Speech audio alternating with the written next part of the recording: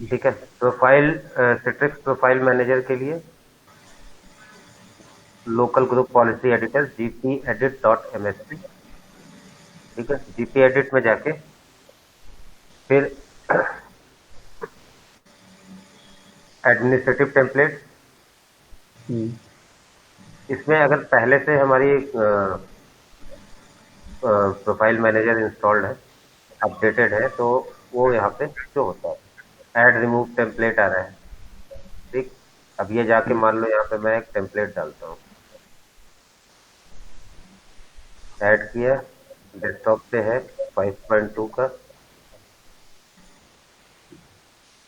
ठीक है, ऐड कर दिया, क्लोज किया। यहाँ पे मेरा टेम्पलेट ऐड हो गया। अब क्लासिक एक ये नया टैब आया है। जब टेम्पलेट नहीं था तो ये क्लासिक वाला टैब नहीं था यहाँ पे। ठीक है, हम्म। ये नया ऐड हुआ जैसे टेम्पलेट डाला, सिट्रिक प्रोफाइल मैनेजमेंट। ठीक, अब प्रोफाइल मैनेजमेंट के अंदर ये सारी पॉलिसीज आ गई। इसको एक हम्म। बार फिर से कर लेते हैं। Administrative template, add remove, remove, close. Classic का एडमिनिस्ट्रेटिव टेम्पलेट गया है यहाँ से। हम्म। अब मैं फिर से ऐड कर लेता हूँ डेस्कटॉप पे 5.2 एडीएम, विंडोज कंपोनेंट सिस्टम। ठीक, हम्म। क्लासिक में क्लासिक का कोई भी ऑप्शन नहीं आ रहा है। क्लोज किया, क्लासिक एडमिनिस्ट्रेटिव टेम्पलेट आ गया। मीडियम।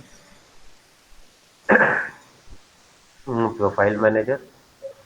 ये अब इसके टेम्पलेट अंदर, को ऐड करना पड़ रहा है, ठीक है। हाँ, ये केवल हमें एक एडीएम एडीएम फाइल जो होती है वो हम्म। ग्रुप पॉलिसी को मैनेज करने के लिए एडीएम एक्टिव डायरेक्टरी मैनेजमेंट के लिए होती है। हम्म। ठीक, अब यहाँ से मुझे जो भी पॉलिसी जैसे इनेबल प्रोफाइल मैनेजमेंट, सबसे पहले तो मुझे यही करना होगा। हम्म। ठीक, यहाँ से मैं इनेबल करूंगा इसको। लेकिन इसको इनेबल करने के साथ साथ मुझे ये भी पता होना चाहिए कि जो मैंने यहाँ पे एडीएम टेम्पलेट का जो वर्जन डाला है, सेम वर्जन मुझे वहां पे भी इंस्टॉल करना पड़ेगा जब मैं प्रोफाइल मैनेजर कहीं इंस्टॉल करूंगा तो किसी भी सर्वर से। पहला काम होता है कि यहाँ से प्रोफाइल सेट करना है, उसके बाद एडीएम फाइल से मुझे जो भी पॉलिसीज लगानी है वो लगा देंगे। और सिट्रिक्स के सर्वर से जेनर सर्वर पे जाके मुझे प्रोफाइल मैनेजर इंस्टॉल करना होगा। ठीक, सेम वर्जन। नहीं, लेकिन एक चीज, ये हम लोगों को तो एडी एडी में तो हाथ नहीं लगाने देगा था ना। नहीं नहीं, तो वो तो तुम्हें एडीएम फाइल प्रोवाइड करनी पड़ेगी एडिटिव। एक्सपो भी उस फाइल को देने से वो लोग ये हाँ, करेगी। तुम्हें पॉलिसी बतानी पड़ेगी उनको कि कौन कौन सी पॉलिसीज लगानी है। हाँ। वो पॉलिसीज लगा के और तुम्हें अपडेट करेंगे। उसके बाद तुम सारे जितने भी जेन सर्वर्स होंगे तुम्हारे, जेनएप के सर्वर्स होंगे, उन सभी पे तुम इसको इंस्टॉल कर दोगे। ठीक है, हम्म। लेकिन वर्जन सेम होना चाहिए। जो तुमने एडीएम फाइल दी है उसका ही प्रोफाइल मैनेजर होना चाहिए। ये नहीं कि एडीएम फाइल मैंने दे दी जैसे अभी यहाँ पर 5.2 कोई मैंने ठीक और है। यहाँ तो फिर पे मैं एडीएम फाइल कहाँ, एडीएम फाइल आएगी कहाँ से? वो इसी भी, इसी एप्लीकेशन से आएगी। हाँ, इसी एप्लीकेशन को जब तुम डाउनलोड करोगे ना तो उसके साथ में एडीएम फाइल उस फोल्डर के साथ में होगी। हाँ हाँ, तो सेम वर्जन की रहेगी ना फिर वो, तो जैसे हम लोग जो सेम डाउनलोड वर्जन, हाँ, करेंगे। वो सेम वर्जन की ही आती है। राइट। ये है प्रोफाइल मैनेजमेंट। तो सिट्रिक्स प्रोफाइल मैनेजर।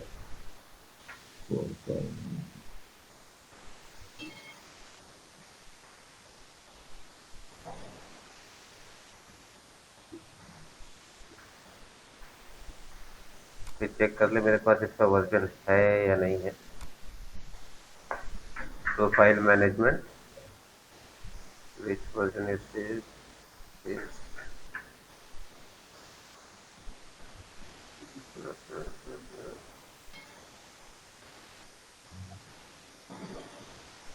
डिटेल पे तो 64 विंडोज इंस्टॉल।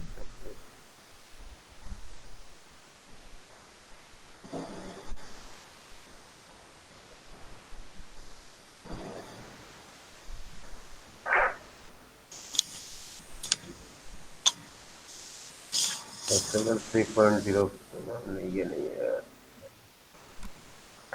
चलो नहीं है। तो अभी एडी पे अब सबसे पहले प्रोफाइल मैनेजर को इनेबल करेंगे, ठीक। फिर देखेंगे और कौन सी पॉलिसी।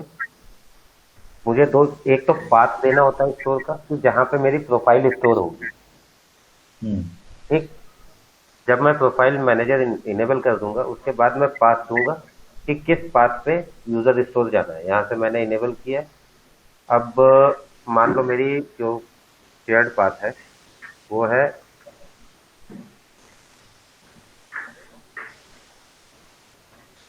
विंडोज AD/ISO, ठीक। हम्म अब इसको देखो यार, example, the path can be isolated UNC path related to the home directory. इसके साथ में द पाथ विंडोज प्रोफाइल जो भी मुझे देना, प्रोफाइल वर्जन कौन सा प्रोफाइल मैं यूज कर रहा हूँ उसके साथ, या फिर दूसरा होता है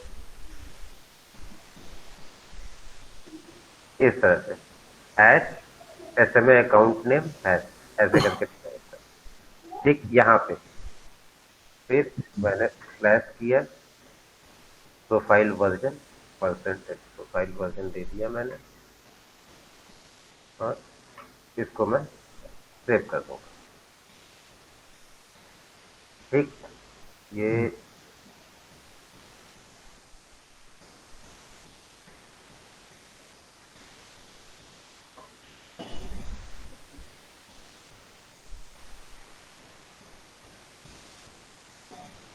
सेक्शन क्या है? ठीक, ये प्रोफाइल मैनेजर का हो गया,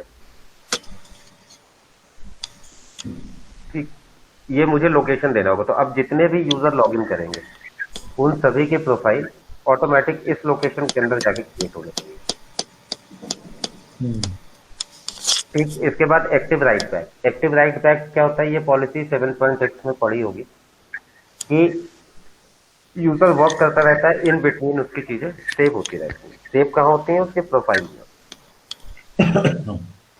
ये पॉलिसी यहां से भी लगा सकते हैं, सिट्रिक्स से भी लगा सकते हैं, ठीक है। With this setting file and folder but not the registry entry. Registry entry नहीं होगी। That are modified can be synchronize to the user store in the middle of the session before log in. अगर ये policy enable नहीं करेंगे तो जो कुछ भी यूजर कर रहा है वो सारी चीजें फाइनल मोमेंट पे जब वो क्लोज करेगा तब सेव होगी या सिंक्रोनाइज होगी, ठीक है। तो इसलिए इसको एक और होती है एक्टिव राइट बैक रजिस्ट्री। ये 7.x में तुमने देखा था अंडर पॉलिसी की, उसके लिए हमें ये सारी चीजें नहीं करनी पड़ती है, ठीक है। वो है ऑफलाइन सपोर्ट, एक और होता है एक्टिव राइट बैक रजिस्ट्री, नहीं है। ऑफलाइन प्रोफाइल सपोर्ट इनेबल करना होता है। Enable offline profile feature this computer that commonly remove from the network, ठीक है। Enable this offline profile feature this intended to computers that are commonly removed from the network, typically laptop or the mobile device, ठीक। उसके लिए ये enable करना होगा। तो एक एक पॉलिसी के बारे में पता हो कि कौन सी पॉलिसी इनेबल करनी है कौन सी नहीं। अब एक्टिव राइट बैक का ये दे देते हैं,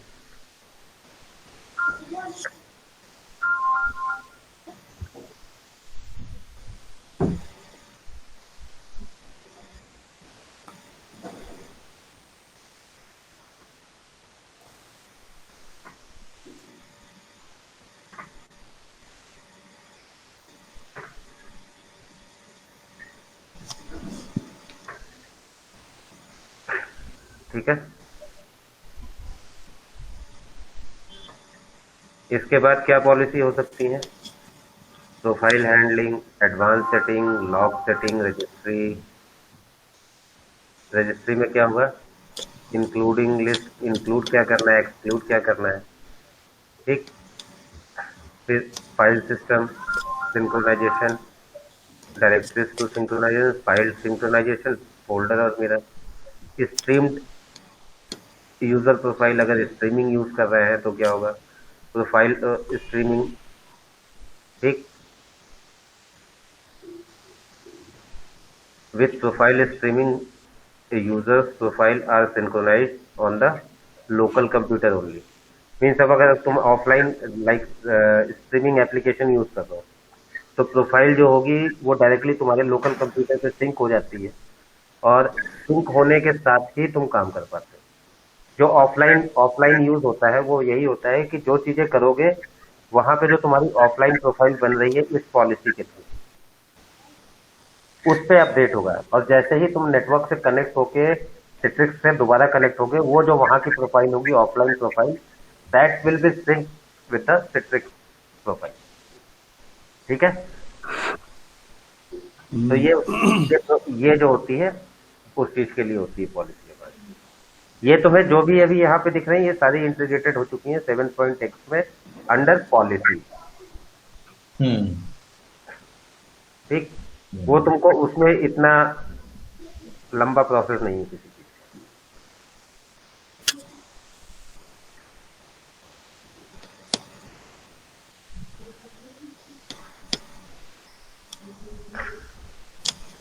ठीक है, फिर क्रॉस प्लेटफॉर्म सेटिंग ये नहीं करते हैं यूज इतना, फिर भी अगर देखना होगा तो एक एक पॉलिसीज इसमें देख लेंगे। लेकिन कल एक काम करेंगे, मैं 4.5 का एडीएम फाइल कहीं से टेम्पलेट डाउनलोड करूंगा। मैं इसको फिलहाल के लिए रिमूव कर रहा हूँ। हाँ, इसको देखना। प्रोफाइलिंग के लिए हमेशा याद रखना है कि पहले एडीएम फाइल 6.5 में केवल, 7.x में इसकी जरूरत नहीं है। नहीं, 7.x में तो पॉलिसी अलग से होगा ही। नहीं, वो पॉलिसी के अंदर मिलेगा तुम्हें, ये एडीएम फाइल से नहीं। तुम्हें अच्छा। किसी पे जाके कुछ एडी को एक्चुअली माइक्रोसॉफ्ट के साथ जब से इसका कोलैबोरेशन हुआ है इसने चीजों को इंटीग्रेट कर दिया माइक्रोसॉफ्ट से। ठीक, अब इंटीग्रेट करने से क्या हुआ है कि अब सारी चीजें जो चीजें यहाँ से यूज करते थे माइक्रोसॉफ्ट की ग्रुप पॉलिसीज से वो इंटीग्रेट हो गई सिट्रिक्स पे। हम सिट्रिक्स से डायरेक्टली उसको वहां से अप्लाई करते हैं, वो इंटीग्रेट होके यहाँ आके अप्लाई किया। तो अभी अगर करके देखना है तो इसको करके देख ले प्रोफाइल को, और इन बिटवीन एक चीज और देख ले, एलएचसी। हेलो, सिट्रिक्स का जो एलएचसी वाला पार्ट होता है, एलएचसी तुम्हें हर एक सर्वर पे मिलेगा, जो भी ज़ेनऐप का सर्वर होगा। लाइक यहाँ गए आईएमए, इवन जो तुम्हारा डेटा कलेक्टर होगा, डेटा कलेक्टर जो भी बनता है लाइक ड्रोन डेटा कलेक्टर, तो उसके केवल रोल एंड रिस्पॉन्सिबिलिटीज बढ़ जाती है। क्यों? क्योंकि इसको सिट्रिक्स फॉर्म के थ्रू हम मोस्ट प्रिफर्ड बना देते हैं। बाकी वो उसके अंदर कोई ऐसा फीचर नहीं हो, कोई ऐसी चीज नहीं होती कि उसका डेटा स्टोर चेंज हो जाएगा या उसका डेटाबेस कुछ चेंज होगा। उसमें भी जो एलएचसी है वो आईएमए एलएचसी ही रहेगी, जिसको हम डेटा कलेक्टर बोलेंगे। अब मेरा ज़ेनऐप 1 है डेटा कलेक्टर, तो डेटा कलेक्टर का जो डेटाबेस है वो भी आईएमए एलएचसी ही होगा, लेकिन इसको एक्स्ट्रा रोल्स मिले हुए हैं, इस वजह से इसको डेटा कलेक्टर बोलते हैं। और ये डेटा कलेक्टर ये सारी इंफॉर्मेशन रखता है जो जोन का। देखो एलएचसी की इंफॉर्मेशन तो रहेगी क्योंकि एलएचसी है वो, लेकिन डेटा कलेक्टर है तो डेटा कलेक्टर की एक और रोल हो जाता है डायनेमिक डेटा। तो डायनेमिक डेटा भी इसके पास ही होता है, तो कौन सा यूजर कब लॉगिन किया कब नहीं लॉगिन किया वो भी एलएचसी के अंदर होगा, जो डेटा कलेक्टर की एलएचसी है। ठीक है, दोनों में ही तुमको ये मिलेगा। MF20 रेड स्ट्रीमिंग के लिए होता है, आईएमए एलएचसी डेटाबेस। ठीक है, तो ये रहा एडी, और करके देखना है, हैंड्स ऑन करना है। मैं रिकॉर्डिंग स्टॉप कर देता हूँ फिर। हेलो जी।